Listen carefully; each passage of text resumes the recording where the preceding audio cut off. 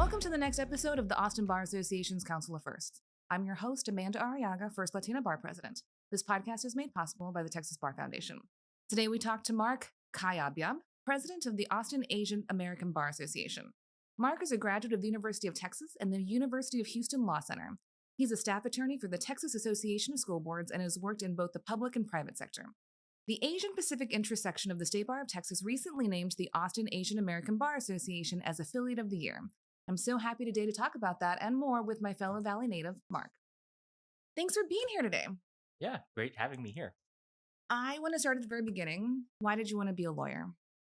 Well, I think I have to start with what I didn't want to be, and that was a nurse. So if you all know Filipinos, a lot of us tend to become nurses. I am the son of nurses. And so a lot of my family are nurses. And so growing up around hospitals and, a bunch of nurses, I just didn't want to be that. And so looking at potential career paths, one of the careers that I was interested in was being a lawyer because I was interested in reading and writing. I thought that pursuing a career where I could, research and provide analysis arguments would be a good career for me. I joined the Pre-Law Society at UT, met a lot of like-minded people, learned a lot about the profession, and decided that, hey, this would be a good career. And because I grew up in a family of nurses, I didn't want to completely leave that. And so one of my initial interests was healthcare law. So that's why I initially chose the University of Houston. They have a great health law program, but I decided that taking my first classes outside of the typical 1L curriculum, found some employment law classes. And so that's where I really developed an interest in employment law. And throughout your career so far, you've worked in both the private and public sector. Do you think it's important to get a good mix of different types of experiences as a lawyer? I think so. I think that's really important to have a mix of public and private experience, particularly because for the general public, the idea of lawyers, they get what they get from popular media and entertainment is, like suits, high-powered attorneys going to trial, making millions of dollars for their clients. And so in situations where I've gone networking or met other attorneys or, the public, sometimes when you tell them, hey, I don't go to court, I work for a state agency or a nonprofit, there might be the impression that, oh, well, you're not as good of a lawyer or you're not as real of a lawyer as somebody who goes to trial. And so I think that having that experience of being in the public interest, serving the public, having clients who are not necessarily the traditional clients in terms of people who needed their voices elevated is a really interesting and unique experience that I think overall helps with the empathy and compassion needed to be an attorney. And, I think we need some sort of TV show that shows lawyers at a regulatory agency that's more like The Office. Yes. Because that's really more day to day what it's like. But no, I agree. Yeah. But I hear you. There is sometimes a snobbery of litigators versus everybody else. And there is this sense of, well, if you don't trial, you're not a real lawyer. And I always say, it's clear I don't trial because I call it that. But state agencies, nonprofits, they need lawyers too. They have regulations to follow too. And so it's important to have smart people like you doing that. Yeah. I've worked with the Environmental Commission. I've worked with the Health and Human Services Commission. And like you said, all of these agencies do depend on lawyers, even though we're not front facing necessarily. We don't get to have the billboards or, any of that. But these agencies do rely on our advice and counsel to run. And ultimately, it's about also feeling connected to the work. And so with those agencies, knowing that we're supporting, the environmental agencies or public health has been important in terms of feeling connected to the work. Well, and sometimes having those jobs give us the chance to lead big, important organizations ourselves. And so you are the current president of the Austin Asian American Bar Association. Tell us about AAABA and some of the projects that you're most proud of. So AAABA, what I'm most proud of this past year is that we were recognized by the Asian Pacific Interest section of the State Bar of Texas. They recently had their annual conference.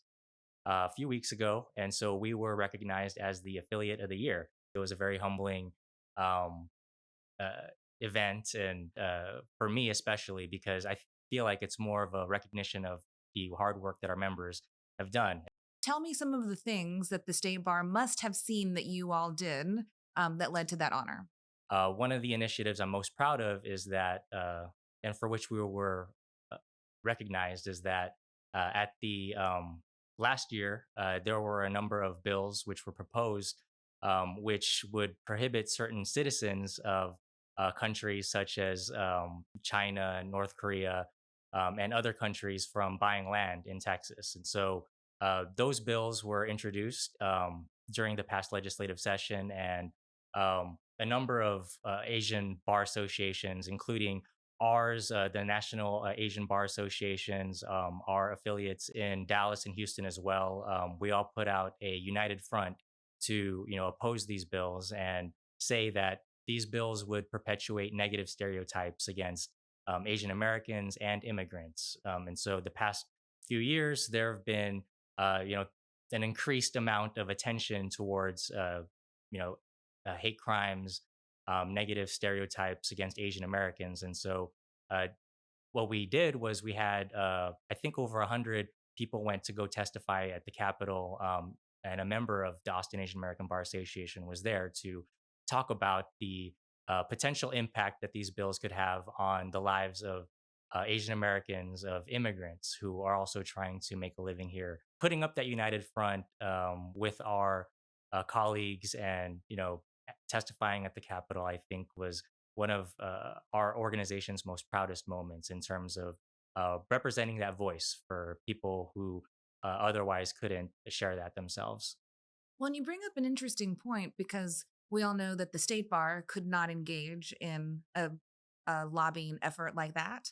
The state bar gets state funding. Um, the Austin bar is typically nonpartisan, but some of our local bar associations, these affinity groups, you can and you should. When there are issues that are important to the group, you should be doing this kind of work. Yes, yeah. And AAABA, we do support a number of those initiatives, just like last year. And so uh, I think that one of the most rewarding parts of this organization, and I guess this position, is also being able to support those initiatives, such as giving a voice to those who otherwise can't speak for themselves, or pursuing these sorts of diversity efforts. Mark, tell us how our listeners could get involved with AAABA.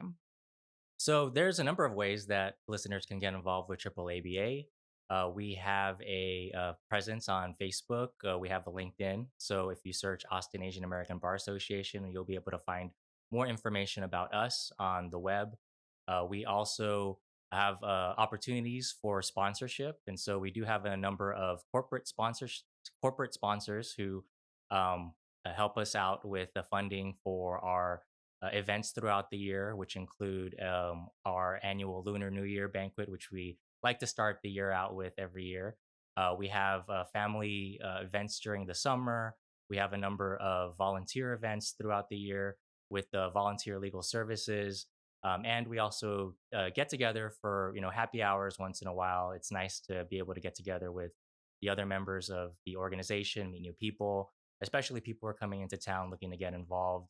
And we also have participation in a number of conferences. And so we also participate in the National Asian Pacific American Bar Association's conference, typically at the end of the year. We participate in the Asian Pacific Intersection of the State Bar of Texas's conference. And so there are a number of opportunities for corporate sponsorship, but also individual sponsorship for some of these events. And so we'd be happy to host a sponsor to speak at one of these events. We'd be happy to, publicize these sponsors. And for any information on sponsorship, you can check us out on social media or email us at info@austinaaba.org.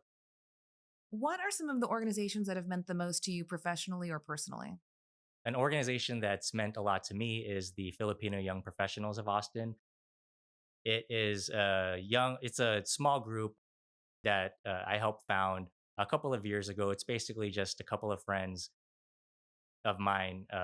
We all just got together. We're like, hey, we're in this town. We're all friends, but we don't see a lot of minorities. We don't see a lot of Asians in these public spaces, and so you would go to a restaurant, you go to a bar, and basically we'd be the only minorities or Filipinos in a lot of these spaces. So I thought that it'd be nice to have a group where we can go out together.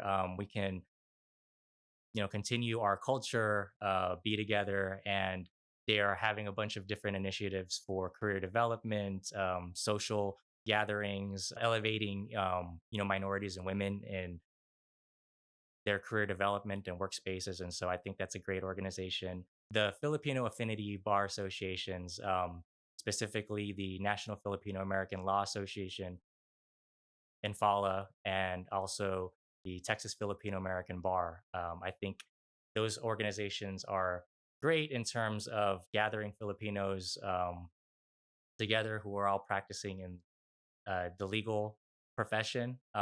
I think many, if not all of us, are first generation attorneys, and so I think it's great that there's a group out there who's dedicated to bringing out these first generation attorneys, Filipino attorneys, people who aren't represented necessarily as much as they should be in these spaces, and so being involved in those organizations has really you know meant a lot to me.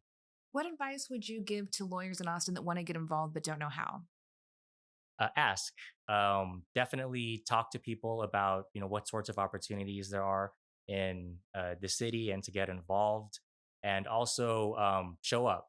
I think it's daunting sometimes to be new, and I think it's daunting sometimes to be new in a city, to not really know anybody. But I think showing up is also important, because that's how you get to meet people. I know for me, I remember my first meeting with the AAABA years ago. I had just gotten out of law school. I'm looking to be involved, and I show up to AAABA, and immediately, there's people who are coming up to me. Hey, how are you doing? Approaching me like a friend, but also they're saying, hey, you should join our leadership council. You should be on a committee. You should be the president. And so at the time, I'm like, whoa, whoa, whoa, I'm new.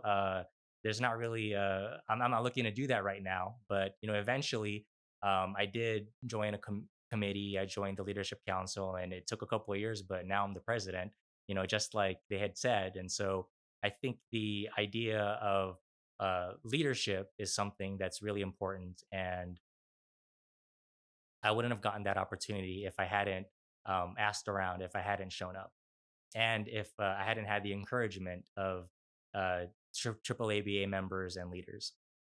Yeah, it's so funny how many stories start with I went to the meeting, not sure I wanted to go. I went to the meeting and then I spoke and then I got an assignment.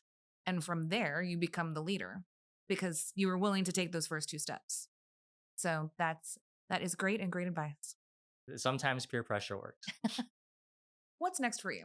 What's next for me is just basically continuing to try to lead the Austin Asian American Bar Association as best I can. One of the other things I'm most proud of from AAABA is that we were recognized. We had a member recognized as an outstanding mentor, Chi Reese. So through her leadership and her mentorship, I've also learned that it's important to light the path forward for those of us, for those people who are following. And so I think that continuing to mentor and provide that space and advice and counsel to the generations behind us is important. That's going to be a priority of mine and the organization. Well, thanks for all that you're doing and all that AAABA is doing for our community. And I really appreciated this conversation. I know the audience will love it. Yeah, thank you, Amanda. Thanks, y'all.